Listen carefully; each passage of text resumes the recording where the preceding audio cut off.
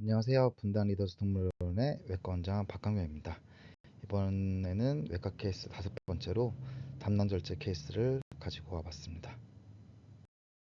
본 환자는 강아지 포메라니언이었고요.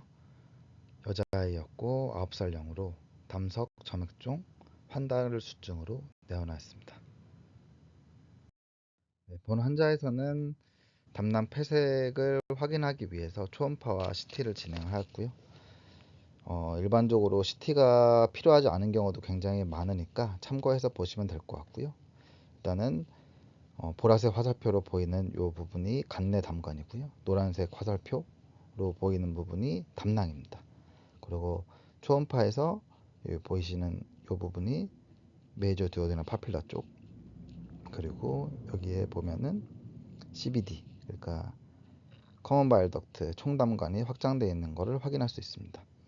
일단 이 환자 같은 경우에는 담석과 그리고 이제 점액종으로 인해서 이제 먼 쪽의 담관, 그러니까 메이저 듀오데널 파필라 쪽이 폐색이 되면서 담낭이 확장되고 총담관이 확장이 되면서 황달이 발생한 걸로 확인되었고요. 추후에 담낭 파열이 진행될 수 있는 것을 예상할 수 있었습니다.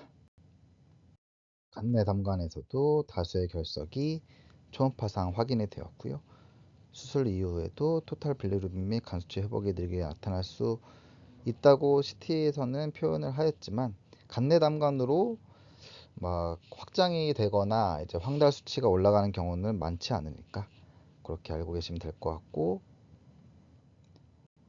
황달은 일단은 지금 상황에서는 그 메이저 듀오달 파필라 쪽에 껴 있는 담석으로 인해서 황달이 발생한 것으로 진단하였습니다.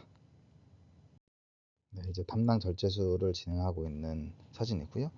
담낭 절제술은 자이포이드 프로세스부터 엄빌리커스까지 스킨 인시전을 만들고 백선을 따라 정중 절개 해서 복광에 접근하고요. 80폼 리가먼트를 제거한 후에 담낭과 간을 확인하였습니다. 이 부분이 이제 담낭이죠.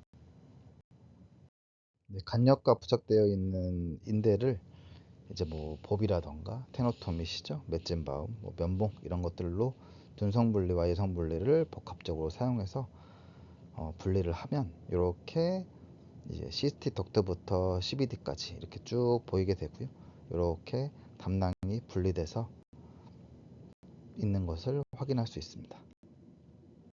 이렇게 절제한 담낭이고요. 시스티 덕트를 스테이 수처를 한 이후에 담낭을 절제했고요. 스테이 수처를 하는 이유는 스테이 수처를 하지 않으면 이렇게 빨려 들어가는 경우도 많기 때문에 어느 정도 얇은 실로 스테이 수처를 일단 해놓으면 일단은 저희가 묶어야 되는 그 시스티 덕트를 절제한 이후에도 놓치지 않고 잘 확인할 수 있기 때문에 스테이 수처를 하는 경우도 많습니다. 시스티 덕트를 통해서 피딩 튜브를 삽입하여 담관 세척을 진행하였고요. 세척 후에는 블랙실크 3제로를 이용해서 결찰하였습니다. 일단 요게 이제 블랙실크가 묶여 있는 부분이고, 요 부분이 이제 시스티 덕트의 입구 잘라낸 부분이 되겠고요. 일단은 시스티 덕트를 통해서 피딩 튜브를 삽입하여 담관 세척을 진행한 거는 이제 레트로그레이드로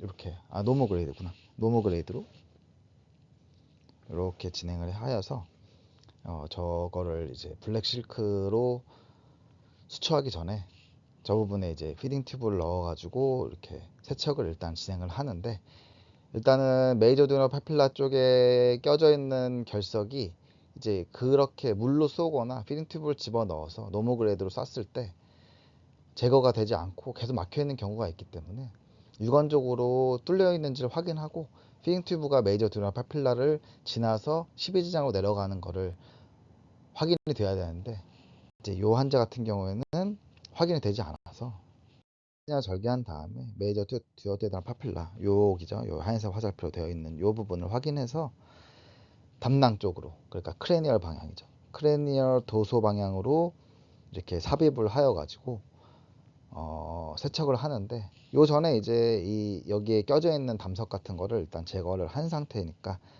이렇게 접근이 가능한 거고요.